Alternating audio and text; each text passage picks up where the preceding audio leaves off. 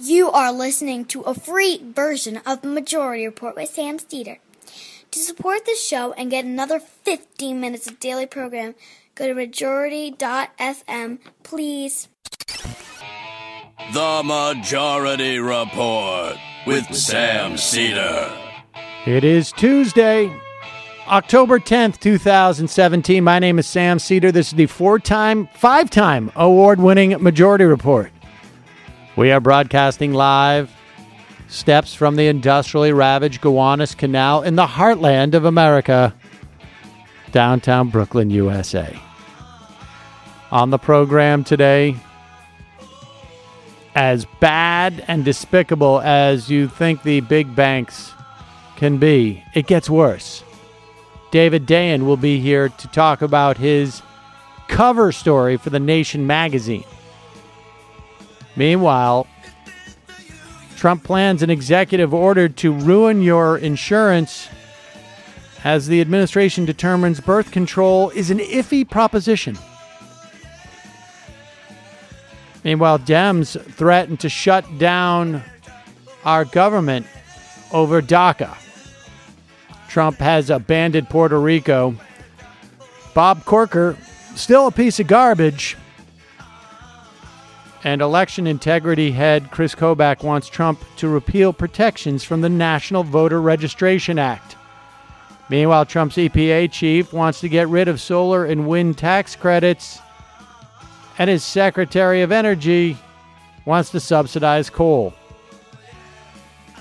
Wildfires rage in Northern California. 11 dead. At least 100 missing.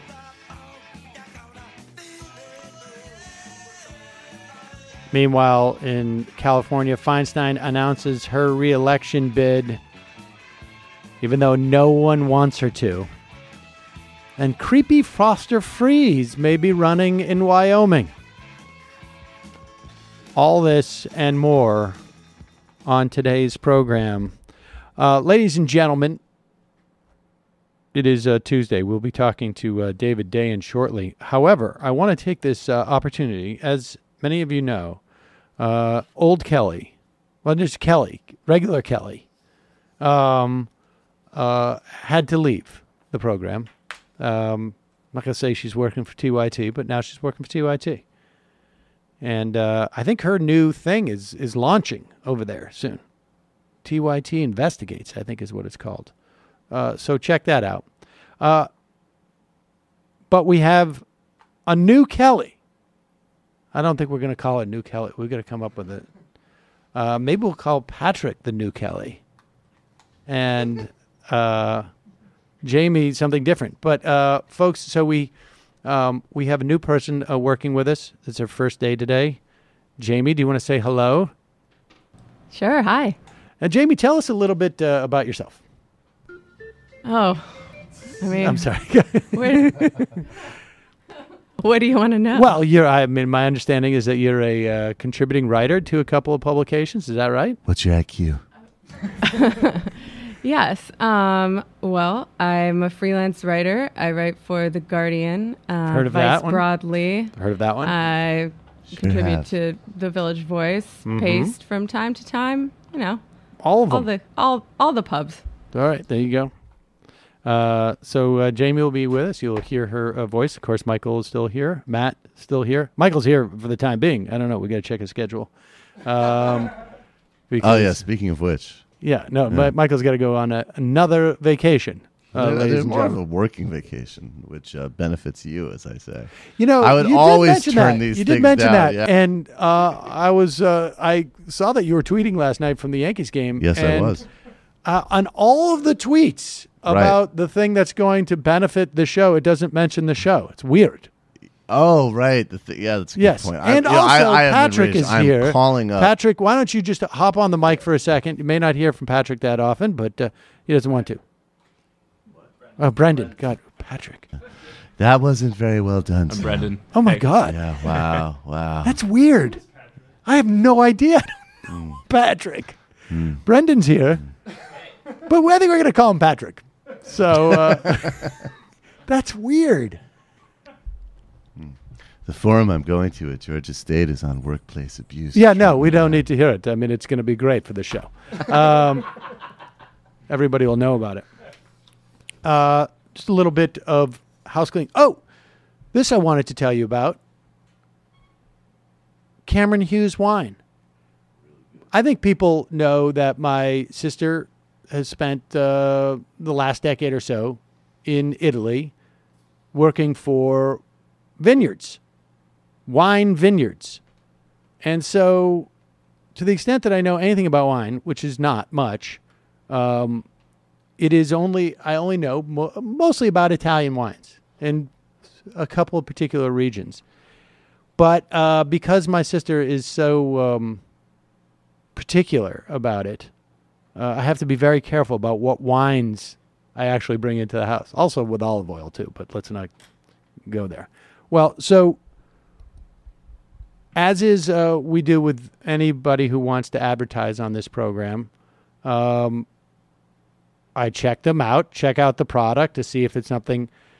And Cameron Hughes wines are, what they do is they buy the juice, as my sister calls it, from vineyards around, I guess, in California, and they rebottle it.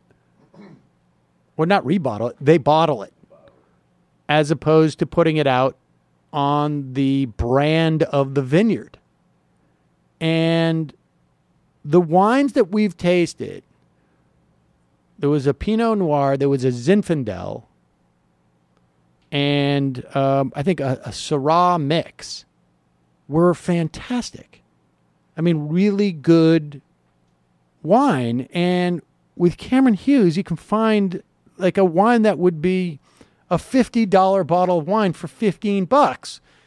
And that's my wheelhouse. My whole wine thing basically runs from basically $12 to $17. That's it. I won't do a wine outside of that range. Makes sense. Yeah. And Cameron Hughes finds the needle in the haystack wine from top wineries around the world, I guess they get it, blends them and sells them direct to you under his label for 50% less than what you pay at retail. And here's a little dirty secret about the wine business that you get, at least I can tell you, in Italy. They buy the wines from other wineries too. Not all the time, but sometimes if their grapes don't produce, they buy it. Cameron Hughes wines, you know you're getting the best deal always. Luxury wines at affordable prices. And here's the clincher. Cam guarantees all his wines. If you're unhappy with any bottle you buy from him, he'll make it right. So I want you to try these wines. Cameron Hughes has given my listeners an incredible deal to try these wines. Free shipping on 3 or more bottles and a free sommelier grade corkscrew.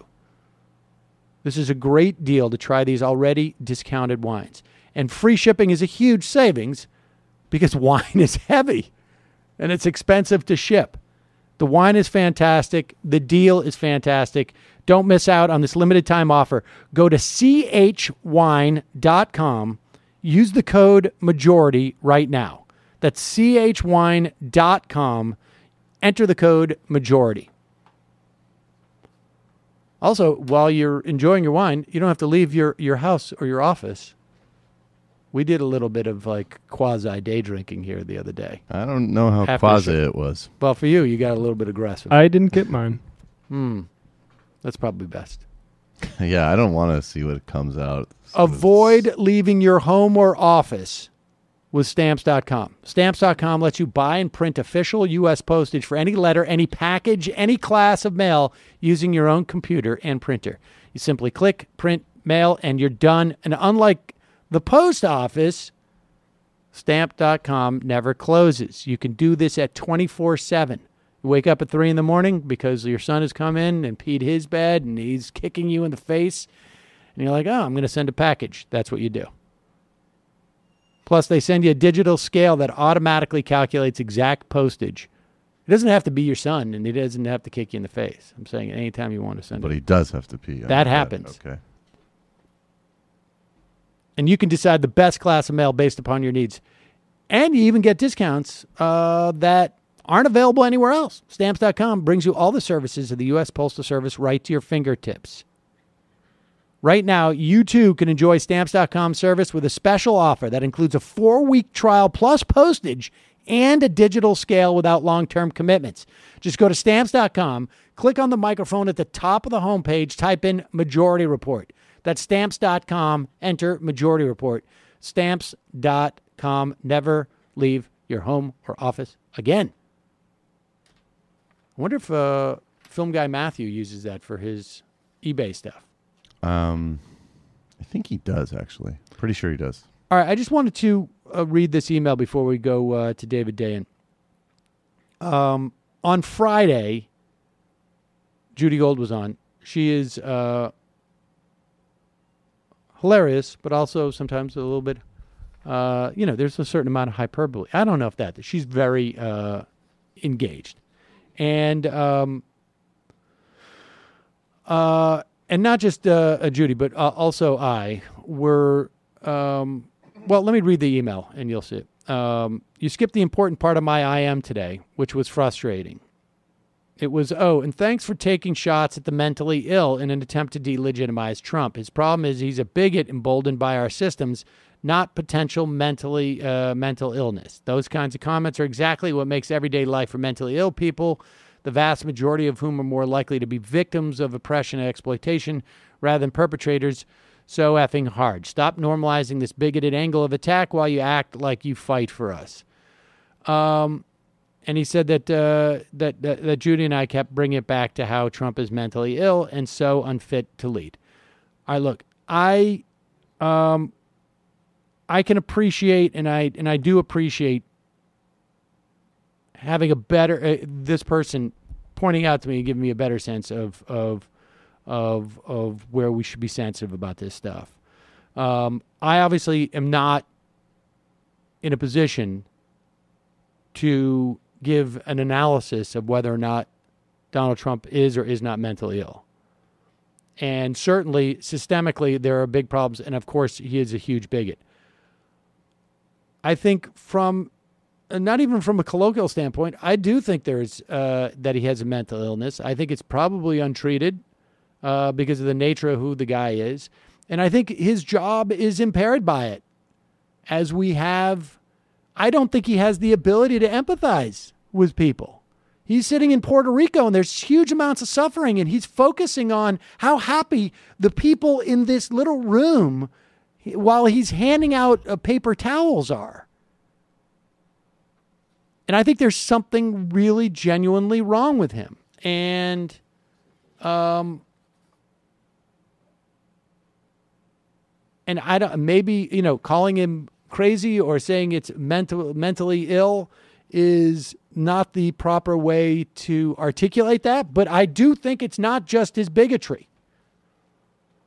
I think it's easier for him to dismiss the interests of people who are not white because there doesn't seem to be anybody around him say like, oh, no, you got to remember these people are people too. I think he just, they didn't vote for me. And I think that's beyond bigotry. I don't know how to express that in a more sensitive way, but I will work on it. And if people have suggestions, email us at majorityreporters@gmail.com or I am during the fun half of the show. But it is, I understand it's, and we certainly don't mean to do that, to marginalize people, and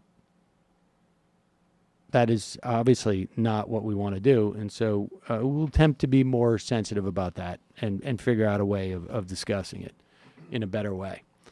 All right, we're going to take a quick break. When we come back, we'll be talking to David Dayen. Everybody in the bank line knows that I got a crush on the new teller. It's plain as day, I might as well tell her. She looks my way and she knows quite well. Well, everybody in the other lines, they smile at me the way I'm blushing. I let them pass me cause I'm not rushing. I got a crush on the new teller. She looks at me and she knows there's only 3 in the other lines. In my line, well, I count 11. Well, that's fine, 'cause I'm in heaven. And I got a crush on the new teller. And she looks at me and she knows. Let's go.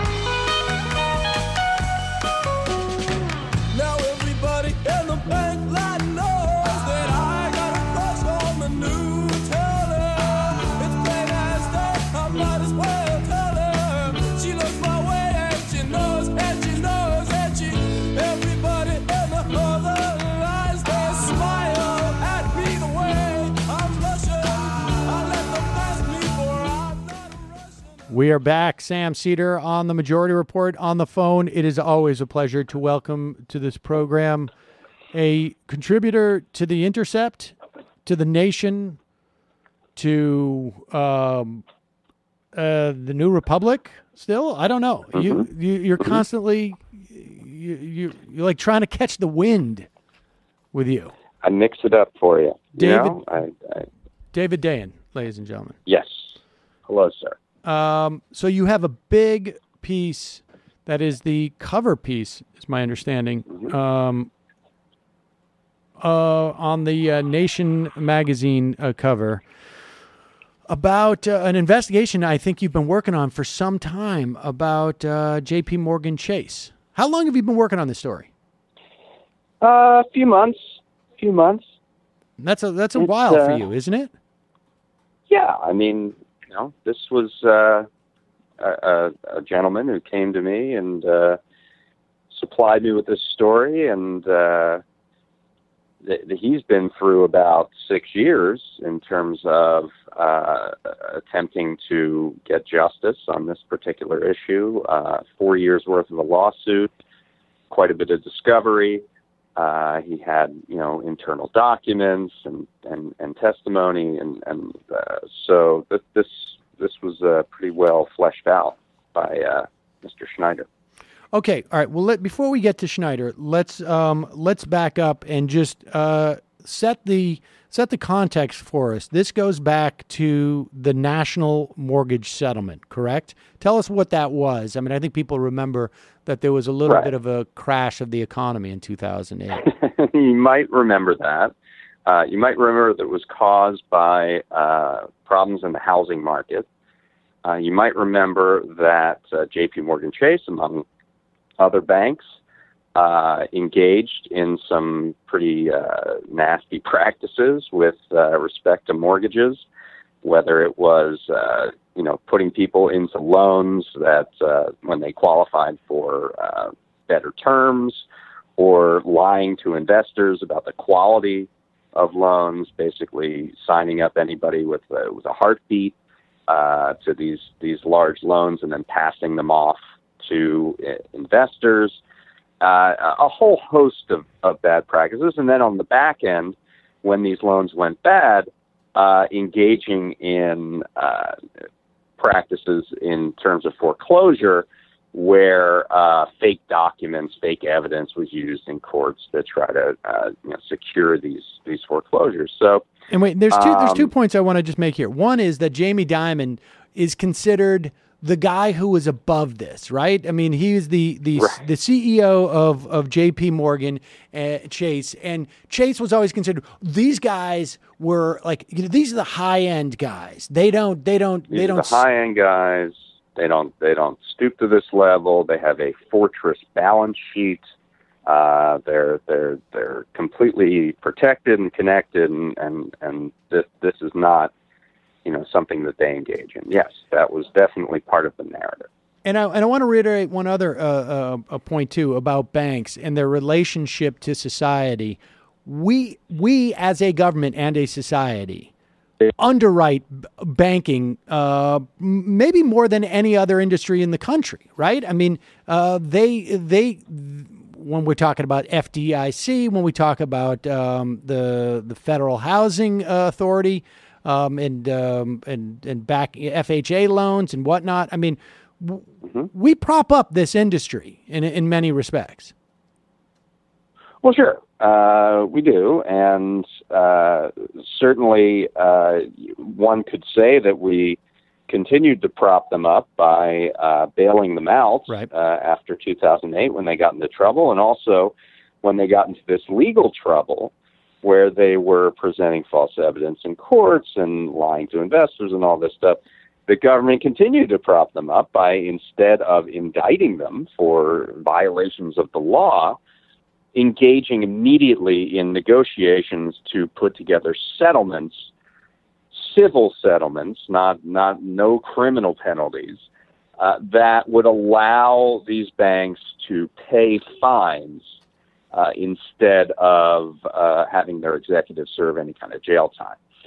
And these settlements, and there are actually two that are implicated in this story. One was with J.P. Morgan Chase and 4 other banks. That's known as the National Mortgage Settlement, for a host of mortgage-related fraud that was conducted. And the other one is specifically about investor-based fraud, which was, telling investors, hey, buy these securities. They're backed by, perfect mortgages, when in fact they were backed by Dreck. And those settlements had these big headline cash numbers. They say the National Mortgage Settlement is a $25 billion settlement, but only $5 billion of that is money. The rest of it went to what is known as consumer relief. And consumer relief is that these banks were supposed to put together modifications of loans, whether cutting the principal balance, changing the terms, refinancing, something like that. And they would get credit through a formula to satisfy their penalty. So that's the key point here, because what we're talking about is the consumer relief, not necessarily the hard dollars, which were meager in these settlements. It's and J.P. Morgan Chase. And we should also say here that when they're providing consumer relief, they're modifying the interest or the principal. They're doing a bit of a cram down on people who very well could end up basically defaulting on these loans. So all they're doing is getting credit for losses that they would probably otherwise suffer, right?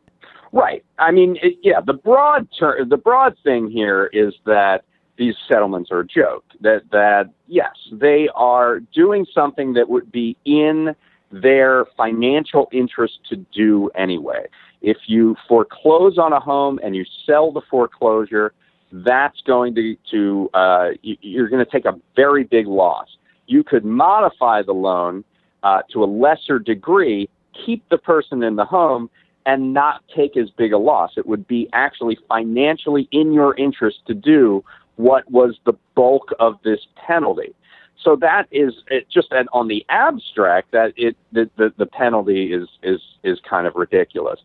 What I found in this story is that J.P. Morgan Chase was satisfying this penalty by using loans that they had sold off years earlier. So it's bad enough what the whole concept of this as penalty was to begin with, but J.P. Morgan Chase found a way to game it even further by, using loans they didn't own anymore, forgiving the loans, and then using that to take credit in this settlement. It is so unbelievable. I hope people understand what this is. It's basically the government is saying, would say to me like, Sam, we're going to punish you. We're going to punish you, but you can satisfy the punishment, the fines, by paying the rent on your office. And then I turn around and I say, okay, yeah, and I'm paying the rent, and I tell the government I'm paying rent on an office that I haven't been in or have had to pay rent for months or years. I mean, that's basically what they're doing here. Yeah, absolutely. And, even under the settlement, under its own terms, there was a way that if you were just the servicer of the loan, in other words, if you were just performing the day-to-day operations of a loan on behalf of some other investor, you could cut that balance and get credit, even though you didn't actually own the loan. However, this is a different animal altogether because J.P. Morgan Chase sold these loans. They have no interest in them anymore whatsoever. They're not servicing them. They're not doing anything. They just decided to cut the balance and take the credit. And this served a couple different purposes for them because the loans in question were so damaged and toxic and had other problems with them that they wanted to hide them from another part of the settlement, which was testing the standards of how they were handling these mortgages. They didn't want to offer them up. So if they cut the balance on them and release the loan, essentially, they could get away with not showing those to the oversight responsibilities, the monitor for this settlement. So it was sort of a double-edged victory for J.P. Morgan Chase. In the process of doing this, they ended up selling loans or forgiving loans that they no longer own. They had no authority to forgive because they were no longer their loans. All right, so this all happens because a guy named Larry Snyder was there to buy those toxic assets so that J.P. Morgan Chase did not have to have them on their books, and it didn't reflect, so that it wouldn't reflect on their fiduciary responsibilities, essentially. And so that the loans were so bad in a myriad of different ways, they wanted to hide them from regulators. So they sold them at an unbelievable fire sale rate, right? Just walk us through this. So Larry Snyder, this is just kind of the incredible part of the story. And there was so much in this story that I told the nation, like, we have a space constraint to get this in the magazine. So I had to write a second story to talk about what happened with Larry Snyder. So Larry Snyder is this guy who he is a distressed asset investor. He buys up, and he hit on this in about 2003. He started to buy up these distressed properties, these bad, and he would buy them at a severe discount. And then he would offer the homeowner a chance to stay in the property. He would cut the balance for that homeowner, and he would make his profit. But if he buys these loans for low enough, for pennies on the dollar, he can offer a pretty good discount to that homeowner to keep them in the home and make a profit besides. So, this is a money-making opportunity for him, but it's also a way to stabilize communities. So he had been doing this with J.P. Morgan Chase. Excuse me, you made the point in the piece that this is what happened in the Depression. That with the federal Roosevelt government. did this. Yeah, okay. Just explain that, because what Roosevelt really did this kills us, what's really amazing is that this should have been what the U.S. government did for all of it, right? I mean, that's some correct. version of this. That's correct. The U.S. government did this under Franklin Roosevelt, called the Homeowners Loan Corporation. In the 1930s, they bought up 1 million foreclosed homes at a discount. They then reworked the terms with the individual homeowners. 80% of them survived. These were all homes that were going to be foreclosed on. And the Homeowners Loan Corporation made a small profit at the end of the day. So this wasn't done at scale in our current situation, but it was in the 1930s. Currently, we had to rely on people like Larry Snyder, who tried to make a business out of it, right? So he wasn't doing, he was doing 1,000 loans or 3,000 loans or whatever. That's not at the level of 1 million loans, which at the time in the 1930s was, I think, 1 out of every 5 homes that had a mortgage in America. So, yes, this is what we should have done. So Schneider's working with J.P. Morgan Chase. I think between 2003 and 2008, he buys something like 500, 600 loans, and it's working out pretty good for him. So his contact at Chase says, hey, we have this list of primary mortgages that are delinquent for over 180 days, and we'd really like for you to get them off our hands. Here's a spreadsheet of these properties. And the first thing that Larry Snyder sees is that properties he was already sold are on the list. And so that's sort of his first indication that something is amiss with this this idea. So they say, oh, we're sorry, we'll take them off the list. But take a look at the list, and they give him, what they call a loan tape, so he can do some due diligence. He can check and scrutinize these loans. And what they give him is a mess. It doesn't have, in some cases, the property addresses. It doesn't have the name of the borrower. It doesn't have the amount due. There's very little there for him to scrutinize. And he eventually says, no thanks, but no thanks. I don't really want to deal with this. And Chase makes him an offer he can't refuse. First of all, they say, if you just take these off our hands, we're going to get you really good deals in the future. And remember, you've been working with us for years, and it's been going pretty well for us, so just help us out with it. That's the first thing they say. The second thing they say is there are some what they call cherries in there. If you dig into this list, there are a few loans that are $500,000 that you're going to make a lot of money on that we accidentally put in there for you to entice you to buy this package. And the third thing they say is, tell you what, this is $100 million in face value on these loans. Give us $200,000. So that's like 0.2 of a penny on the dollar for these loans. And after all that pitch, Schneider says, you know what, it's $2,000, fine. Here's $2,000.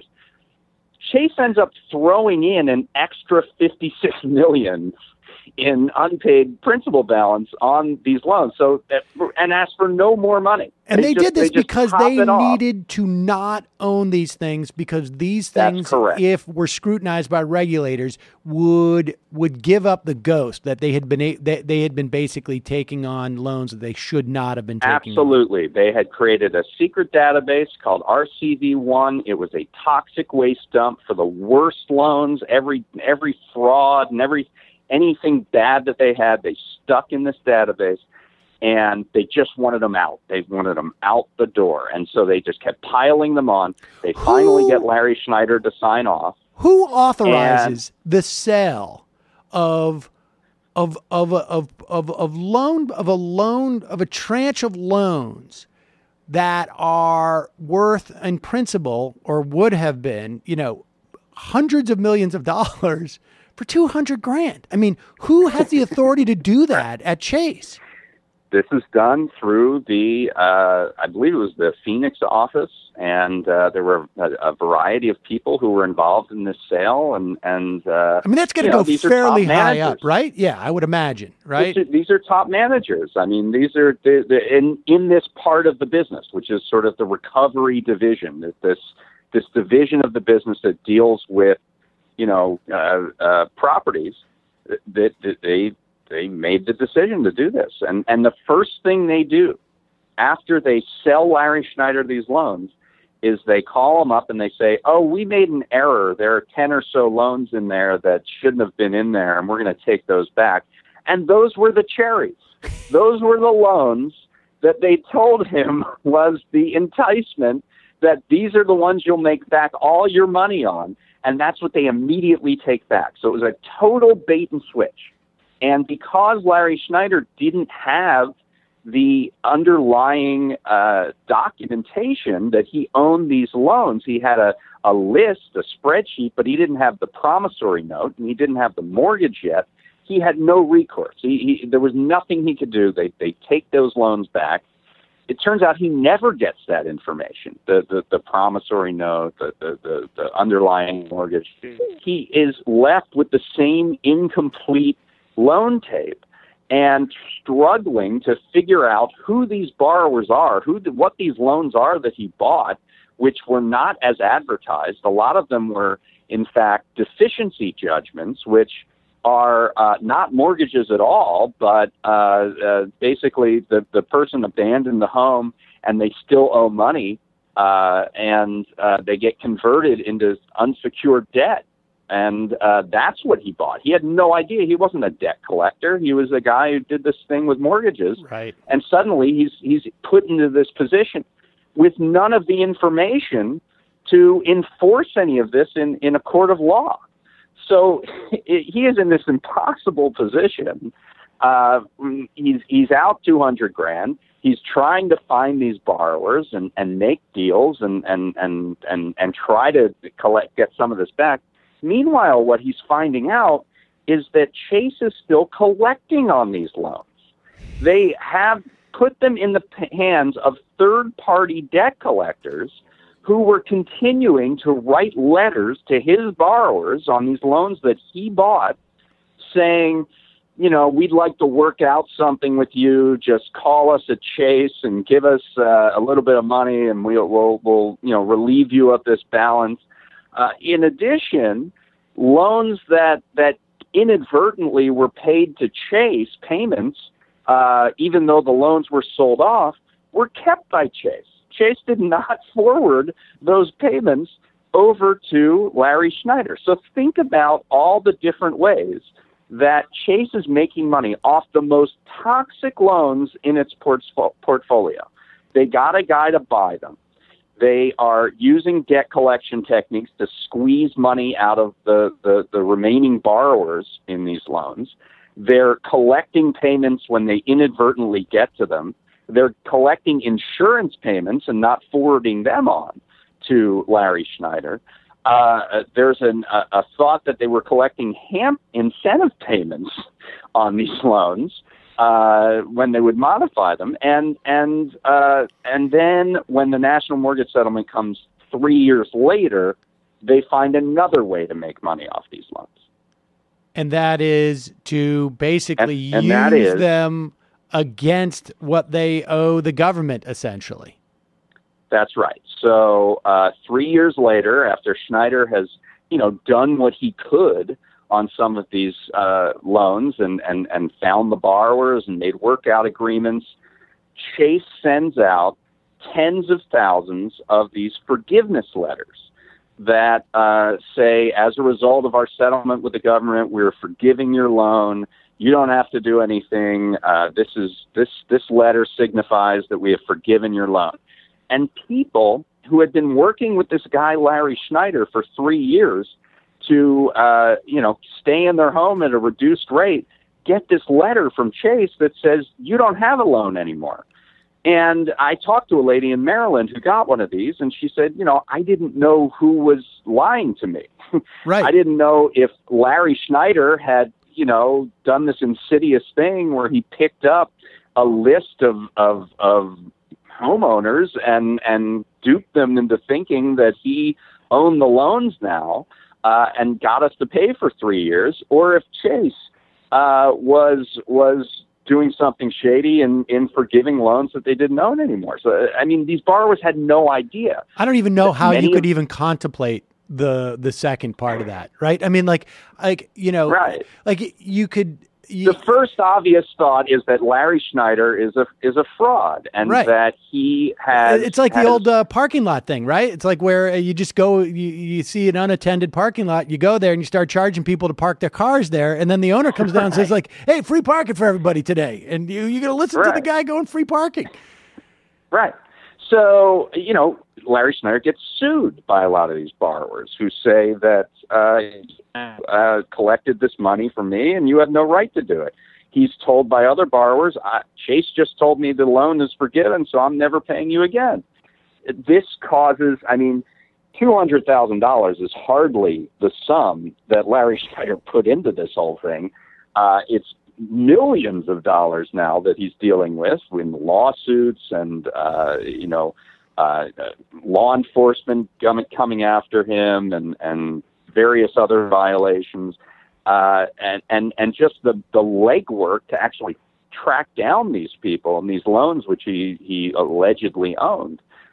So it turns out what happened was that Chase just forgave the loans. And because they never gave the full information to Snyder, he has a mortgage loan purchase agreement that says he owned these loans, but that was pretty much it. They figured they could get away with it, that they could sell off these loans. And it wasn't just Snyder, by the way. They did a test. Chase did a test of 500 of these forgiveness letters they sent out, and they found that 108 had been loans that they did not own. And it wasn't just Snyder, but it was about 21 different investors who had bought these loans that were then, it turned out, not theirs to forgive. So what is the story? I mean, is it that, because it seems to me the best case scenario for this is that company is so out of control and literally out of control. Like, they have no internal controls. They have no idea what they own. They have no documentation to back up the stuff that they think they own. They're so willy-nilly with all this that they just had no idea one way or another. Right. That's the best case. That's the best case, as you said. This database, this RCV1 database, was just completely deficient in tracking this stuff because they had essentially, in their heads, converted that from a mortgage loan to just bad debt. When you threw it into this RCV1, it just became a line item of, this person owes us this amount of dollars, and go get them, and they would sell the paper off to debt collection companies, and they would try to squeeze out as much money as they could. But that is not how, by federal law, you're supposed to treat these mortgage loans. So obviously they didn't have a clue who owned these things or whether they sold them or anything, because it was just a name and an amount on a spreadsheet. So yes, that's sort of the best way you can look at it. The worst way is that they, had a decided strategy to minimize their actual penalty from both the national mortgage settlement and this other settlement that they did on investor fraud. And they realized that the way to do that is to go into this RCV1 database, which they didn't want the regulators to see or know about, and release all the loans from that database, thereby, making them not mortgages anymore, so they didn't have to show them to regulators and prove that they were, properly engaging in all responsibility with regard to mortgages, but also taking the credit on these loans that were completely worthless. I mean, like the first batch, I think the principal balance was $3 billion on them, and they estimated internally that they would get $4 million out of that $3 billion. So they knew that these were worthless loans, and that's with having the apparatus to actually go after the billions of dollars worth of loans and just have millions come back. Right. I mean, yes, exactly. And that's why the entire concept of consumer relief is just, it makes a mockery out of it, right? Because these were worthless loans, even if they actually owned them, right? And some of them I assume they owned, but some of them they certainly didn't. These loans were worthless. They were not, it was not helping anyone really to release these loans as a penalty for the settlement. It wasn't reaching the goal. The goal was supposed to be to help homeowners stay in their homes. In fact, what this mass lien release did is it hurt people, because a lot of these loans that were delinquent 180 days, 200 days, whatever, these homeowners had already left. They had abandoned the place. They knew they couldn't pay, and they just started over with their lives. Exactly. And what they come to find out is that Chase didn't execute the foreclosure. They instead released the loan, and at that point, all property taxes, all maintenance and upkeep on these properties reverts back to them. So a guy who was trying to, pay on a home in Detroit and realized he couldn't, and then moved to Tennessee, suddenly gets a bill from the city of Detroit saying you owe us property taxes. Let me just make sure that people understand this, because once the bank forecloses, they are seizing this property. And so when they release the loan, what they're really doing is just getting a liability off their balance sheet. Right. They're just getting rid of and basically handing it back to the people who had already left the house, whatever, before. So let me ask you this. And what that does effectively, and then you can ask me, what that does effectively is it creates mass vacancies and mass blight, because suddenly no one is responsible for these properties. The guy in Tennessee is not going to pay the bill on the property taxes on the home in Detroit he already abandoned and probably has overgrown weeds and mold and is just a death trap. So this just creates, if no one's responsible, then it falls back on the city to do something about these properties. And in fact, cities were saying to the overseers of this mortgage settlement that we have this incredible problem with all these loans being released and, responsibility being taken away from the banks on all these properties in our communities, and we can't stabilize our communities anymore. And the overseer did not respond to any of those requests from these cities to put a stop to this. So the settlement ends up hurting a lot of these communities more than it helped any homeowners. So, okay, with the with this new the revelations that have come through this this private suit, right, about the sort of the attempting to essentially jettison these toxic assets so that regulators, I mean, I imagine that's got to be a violation of something, right? I mean, when you are dumping stuff basically out the back door of your factory or something, you're attempting to evade regulators in some way. That seems to me to be, I mean, that is... Right. But if we had a Justice Department that cared about... But what about a guy like Schneiderman? I mean, I know Eric Schneiderman's office, not necessarily sending you Christmas cards, or not exactly. But I mean, did you go to them and say? I mean, because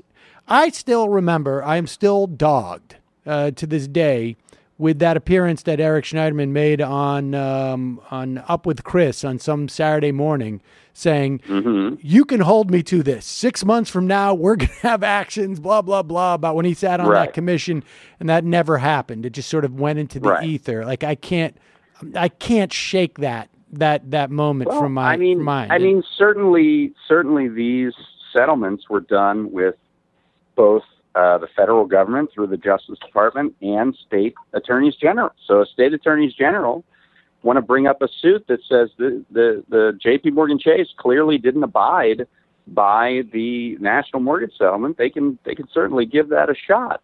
One of the lawsuits is actually there are two lawsuits that Schneider is doing. One is private litigation over a breach of contract of they sold me these loans and then they're releasing them and all of the other things that they were doing. The other suit is under something called the False Claims Act. And that's really on behalf, Schneider brought it, but it's on behalf of the federal government. And it says that the J.P. Morgan Chase defrauded the federal government by taking credit on loans that they no longer owned. And they ripped off the federal government and by creating a false claim. So there are two suits there, and that's, of course, a civil award. What's so interesting about this case and what sets it apart from a lot of these other allegations that we've heard about is that there is direct evidence linking the CEO, Jamie Dimon, to this activity. There are minutes of meetings where it is said that per Jamie Dimon, these are meetings about this release project, this project of releasing these loans en masse. And on 2 occasions, these minutes say, Jamie Dimon says, don't release the loans related to Detroit. Any loans located in Detroit, Wayne County, Michigan, hold off on the release of those loans. And what we know is that in May of 2014, which is after these meetings were held, J.P. Morgan Chase gives this $100 gift to the city of Detroit. $100 million. $100 million. $100 would be a little skimpy. Yeah, $100 million gift to the city of Detroit. An investment, really. It's not really a gift. It's an investment. I remember this. Loans. It was part of this new century thing or something like that, right? Wasn't it? Like, it was part of the Brookings Institution, actually. Right. This city revitalizing cities project or something. I forget the exact name. And they were doing this around different cities. It was a PR scheme. It was right. I mean, J.P. Morgan Chase has a history in Detroit, and they wanted to show that they were giving back to the community. It would be bad if at the same time they were ruining the municipality of Detroit by releasing all these loans and creating all this urban blight throughout the city of Detroit. So, I mean, it doesn't say in the minutes why Jamie Dimon wanted Detroit shielded, but I don't think it was because it would be good if you all these loans. All right, so we can tell from that A, he must have been aware that there was going to be a broad release of these loans because he's saying, I want a specific group of them not released. B, that's correct. We don't know. We can only speculate that he understood it would be bad, a bad thing to release these loans for the municipalities because he wanted to protect one. And based upon what happens next in terms of their big gift, that would be embarrassing there. I mean, exactly. And you know, we don't know that Dimon knew that some of those loans weren't even owned by J.P. Morgan Chase at the time, but this is the basis for some investigation, and it's very rare. You know, there's usually layers of responsibility, right? There's at the very least, plausible deniability at the top. We don't have that here. This is directly from Jamie Dimon saying, you know, implement this scheme in this way. All right, let's just be clear here.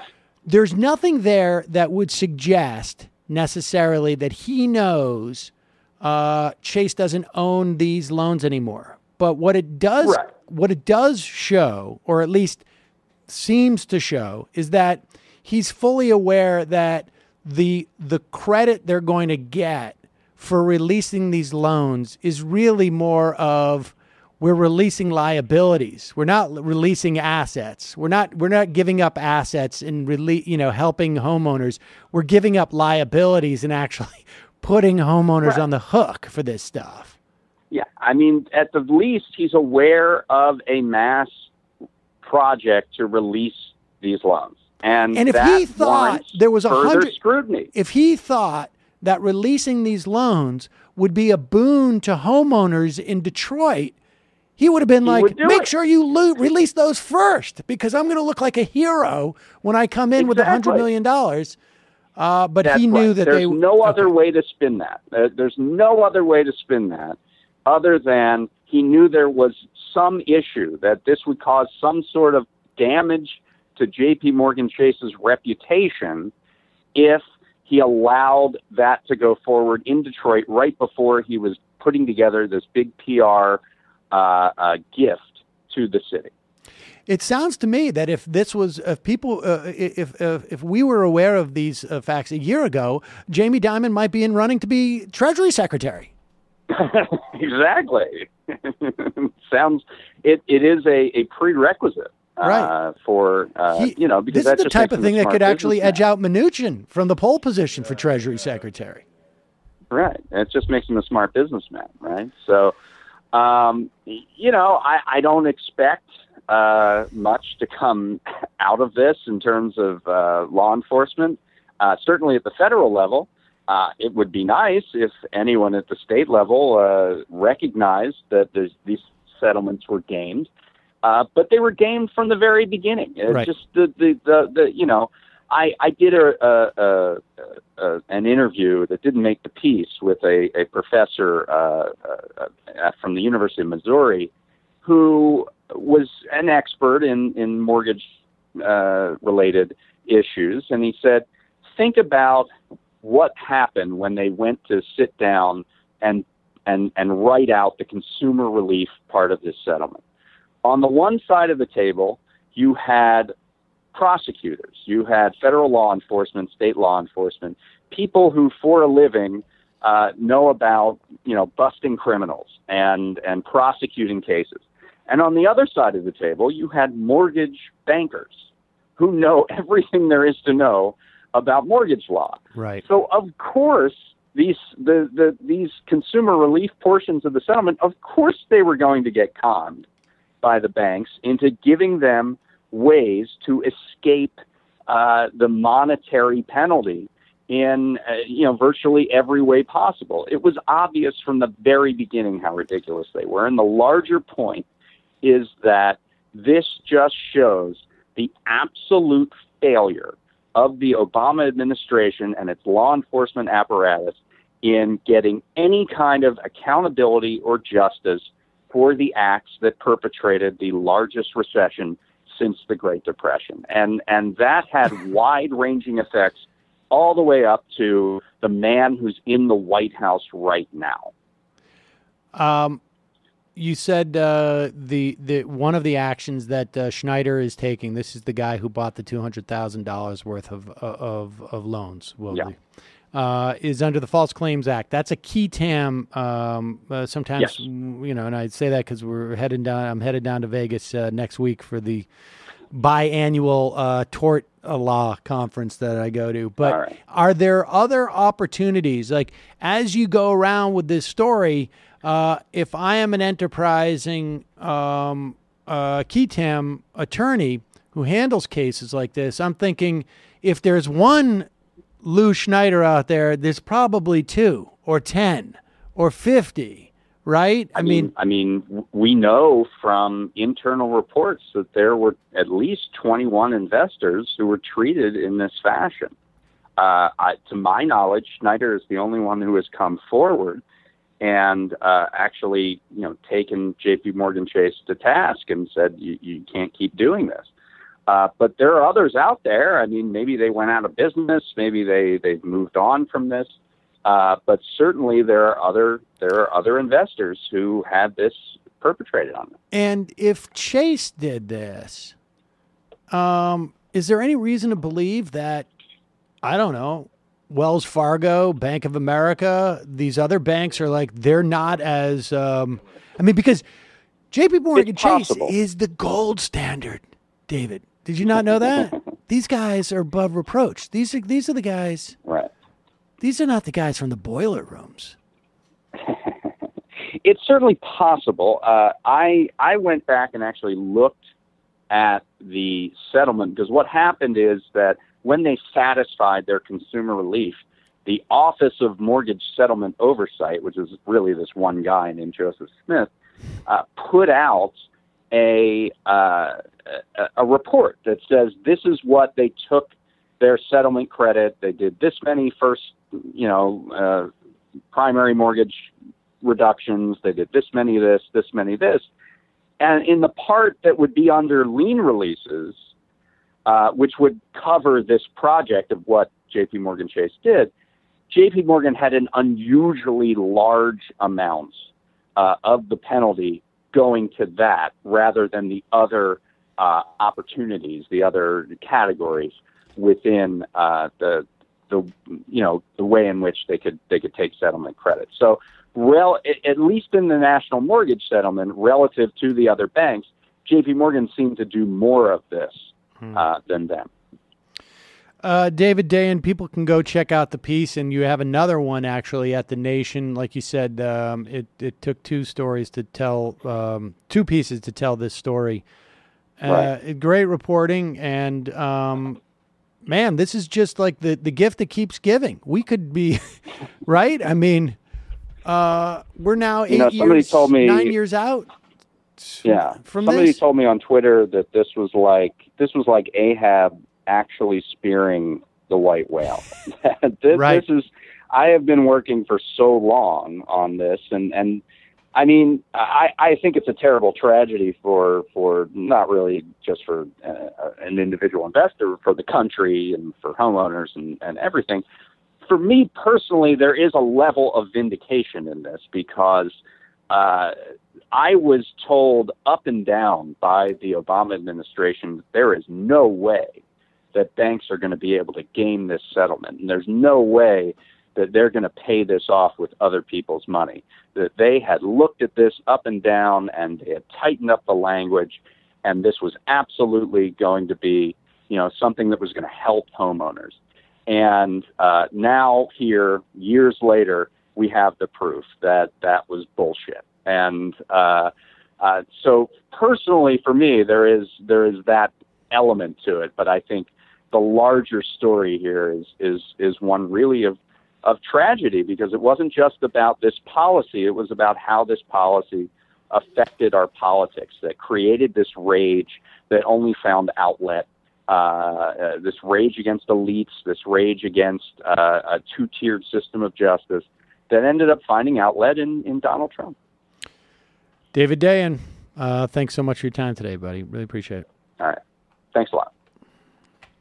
People can check out, we will link to those pieces at majority.fm. Just unbelievable. Is it? I mean, it's, I believe him. And I do remember when, specifically when this agreement was announced, I specifically remember his making broad critiques about it. Probably on this show, we did one. I don't know if he could have anticipated exactly this thing, but he knew the relief he knew broadly. I specifically remember him probably saying on this show that the relief given to homeowners was really relief to the bank because they were just getting rid of liabilities at that point. I don't think he could have possibly known that they had dumped these things and were trying to collect on things he didn't even own anymore. I mean, it's just unbelievable. I don't mean the specifics, obviously. I just mean that if somebody came up to you and they would have to, prove it with the documents or whatever. But if just as a general proposition, is there anything that you could hear about Wall Street that would actually surprise you? I'm told by people who are at the highest boards of our government that I was given this information prior to now. Wouldn't it be great if Dane actually did talk like that, but all of his reporting was still just as accurate? But he liked There's some people who have Alex Jones' presentation. Sometimes might give him a little more traction at times. I don't know. People have tried that, and I think sometimes it sort of doesn't end up helping them. Yes. All right, folks, we're going to take a quick break and head into the fun half. Just a reminder, this show relies on its members for, let me just check, 96.8% of its revenue. As you know, we are collecting. Patrick in accounting give you that? Yeah, Patrick in accounting gave you that. Talk about fraud. We, as you know, we're paying rent on multiple offices that we are not actually in as part of a settlement with the Department of Justice. We get credit for it. I'm not sure exactly how that works out. But nevertheless. You're charging people for Young Turks memberships? That's right. We're giving out free memberships to Young Turks. That free membership that you get for this program, you get a free membership of the Young Turks. And also, Kyle Kalinske will send you a T-shirt. We're just handing it out. We're just giving it out now. We're opening up the floodgates. Just for our people. That's right. That's how we roll. Yeah. Don't want to pay for that Chapo subscription? No problem. Become a member of the Majority Report. I'll send you a link. It's time we start fighting fire with fire. Yeah, we should learn a little bit from these people. You can head over to jointhemajorityreport.com. Your support makes the free show possible, and then we say thank you by giving you extra content just about every single day. Also, justcoffee.coop, fair trade coffee, tea, or chocolate. Use the coupon code MAJORITY, get 10% off. If you are buying your crap from Amazon, the least you can do is to buy it through our link at MajorityReportKickback.com. Same too with Jet.com. Check out Jet, folks. You get great deals there. You really do. And also, tonight is Tuesday night. You know what that means? Too much Michael Brooks. What is it? How does it go? The Michael Brooks Show. The Michael Brooks Show. You can check it out live at 7 p.m. tonight. Who's the guest tonight, Michael? Robert Wright and Ricky Rawls from Twitter. Robert Wright. Robert Wright has a new book on natural selection and Buddhism. So we're going in a slightly different track. Hey, what happened? I don't know. I don't have a soundboard for that. What? No, you definitely don't. No. Live at 7 p.m. So wait, Thanks. what? Selection in Buddha? Natural It's a book about how mindfulness meditation interacts with. He wrote this book called The Moral Animal. Sam Harris called, and he wants the show back. Very different. Very different. No, Robert Wright's an enemy of Sam Harris. Really? You could imagine. Yeah. Oh, all right. Well, in that case, I would never have anybody on who's an associate of Sam Harris. Check it. Not. Check it out tonight, 7 p.m., or you just subscribe on iTunes. All right, quick break, 646-257-3920. We'll be right back after this.